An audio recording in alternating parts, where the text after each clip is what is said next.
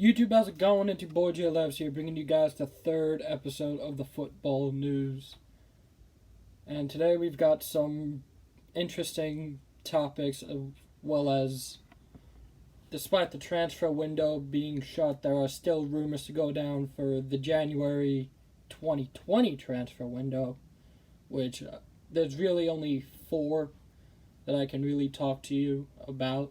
I've been looking all morning, and I know it's only like 9 o'clock in the morning, but I've been looking around, see what's being confirmed, what's gonna be confirmed, what's not confirmed yet, what's just a rumor. So, like always, we've got two topics, but again, like the last episode, we're gonna go through the rumors because the topics that I want to talk about are, I feel like both of these topics are just as bad, if not one of them is worse than the other. So without further ado, let's get into it.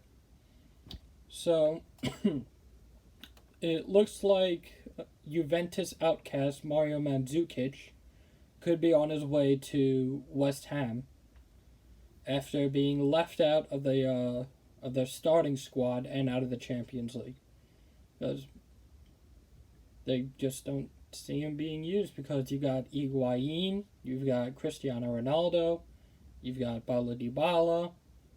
Then at the bottom, you've got, Mandzukic.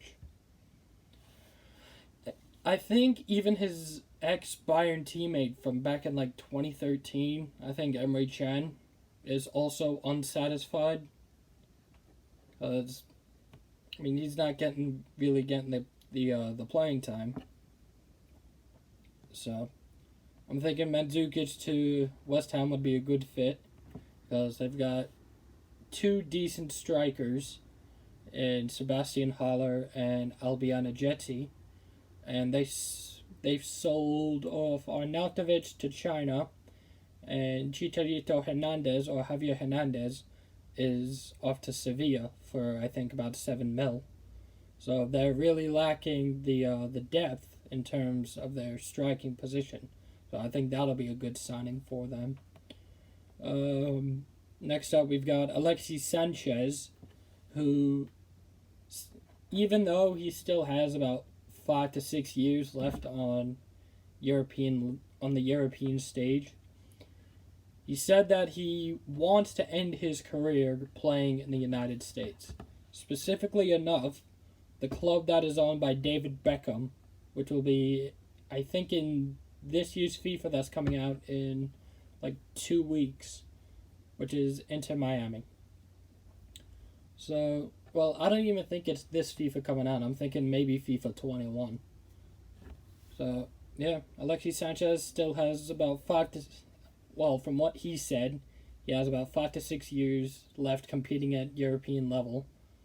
And after that, he wants to play in the States to finish up his career, which I think would be a really, really cool idea for Alexi. Next, we have Christian Eriksen, who has been rumored to move to Man United. See, that's interesting. Yes, we have been lacking the creativity style in that center attacking mid role. We were rumored with Bruno Fernandes. The deal was pretty much confirmed. He was on his way here, and then something happened. The deal might have fallen through. Then the talks just broke down, and we never really signed him.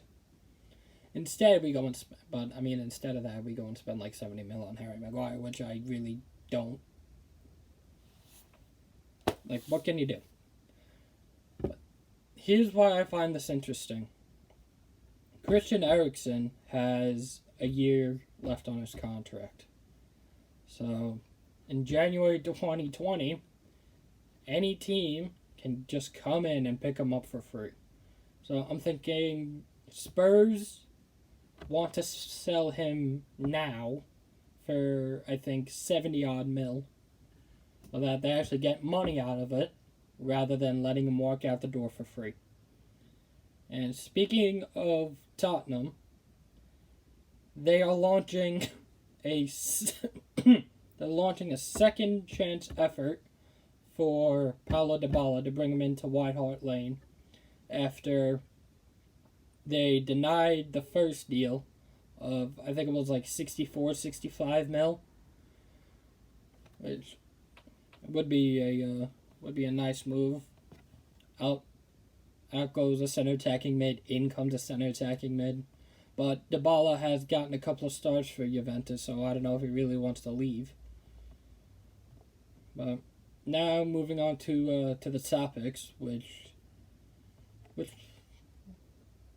know, I'm gonna start with one that happened a couple days ago. This is a follow up to the Inter Milan situation. Well, the Romelu Lukaku situation. For the guys that haven't seen the last episode, I talked about how the Cagliari fans were doing like monkey chants against Lukaku, and he found that being racist and all that, and so did the footballing world. Everyone agreed with him, including the fans, including everyone. Football Twitter went freaking wild. So I actually have the official apology, well, the open letter that Inter Milan wrote to Romelu Lukaku. I mean, I'm not going to read the whole letter. I'm just going to read bits and pieces. So, starting off, we are writing you on behalf of the Curva Nord, which were the guys that welcomed him to Inter Milan. They're sorry for what happened in Cagliari. We understand it could have seemed racist to you, but it's not like that, blah, blah, blah, blah. You have to understand, in all Italian stadiums, people cheer for their teams, but at the same time, they have to cheer against their opponents. Now, this is one of the statements that really, really pissed me off.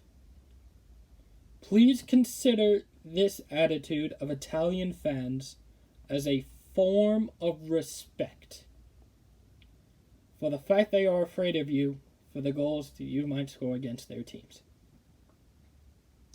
Like, what? You bought this guy from Manchester United for 80 mil. You bought him for 80 mil. He's been scoring goals.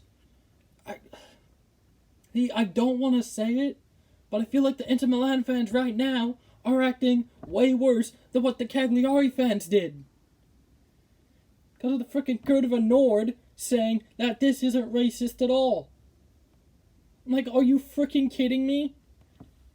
You bought this guy in to help you win games, and because frickin' Cagliari fans, if I was a frickin' Inter Milan fan, I'd be frickin'... Oh my god, I'm so angry. I'm legitimately angry.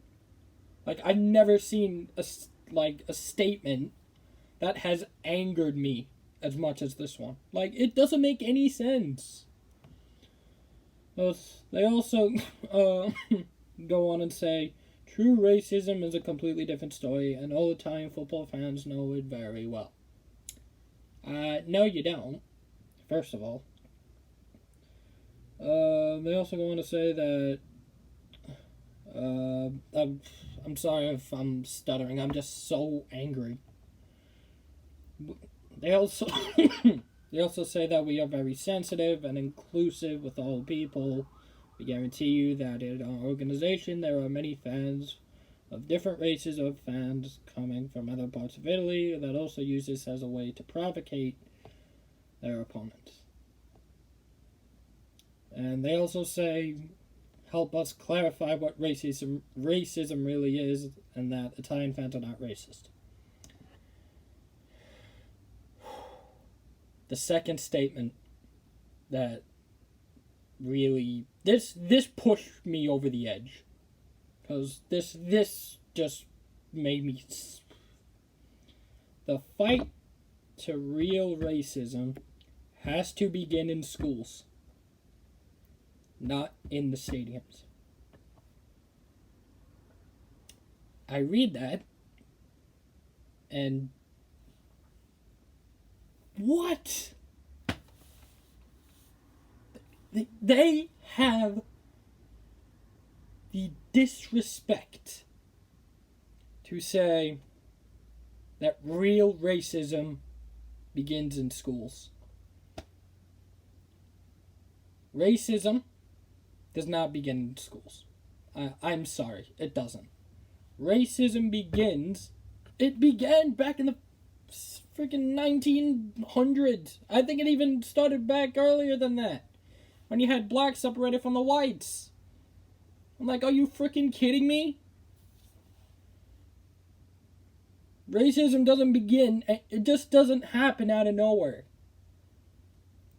You're either brought up, or you've been hearing things, or seeing things, but it's mostly how you've been brought up. It's like, no. It doesn't matter where it begins. Racism in anything should not be allowed. You see, they call this sport the beautiful game. Well, there's nothing beautiful about being racist to freaking Romelu Lukaku of all people. You had this happen multiple times years ago. I think it did, and it didn't even happen with Cagliari. It's happened all over the world. Like, are you kidding me? Like, no. Right, so they end it by saying Italian fans may not be perfect, and we can understand your frustration with this expressions, but they're definitely not meant to be racist. No. No. No. I mean, I get it, you're right. No one is perfect. But, like, there's no reason to be racist to anyone. Like, I genuinely feel that what the Inter Milan fans are doing in response to this, they're acting just as worse as what the Cagliari fans did against Lukaku. And that was twice as bad. If I was a fan of Inter Milan, like I said earlier, I would be friggin' ripping my head off. Trying to... Right, I'm just gonna move on to the final topic before I really go off the rails. Oh, also this one really annoys me. So, the Old Firm Derby. If you don't know what that is, it's a battle between... It's a rivalry up in Scotland between two of the biggest teams in the Scottish Premiership. You have Celtic, and you have Rangers, which is the club ran by Steven Gerrard. A Rangers fan had the audacity to ask Scott Brown, who is the captain of Celtic, I think he's like 36, 37 years old. He had the gall to ask him, how's your sister? Now, you may think, just usual banter. Well, no. His sister, unfortunately, died of skin cancer back in 2008. And it took everything in Scott Brown's being to not go over there and rip this guy's head off. So I just gotta say, Scott Brown, respect to you for keeping calm. And even one of the Rangers supporters said, like, come on, man, that was way out of line. And it was all over social media. And the actual Rangers organization, they got hold of this. And they basically banned the guy from the Ibrox, which is the home ground of Rangers, for life. Which, you know what, good on them. Between the Inter Milan open statement and Scott Brown being talked on, but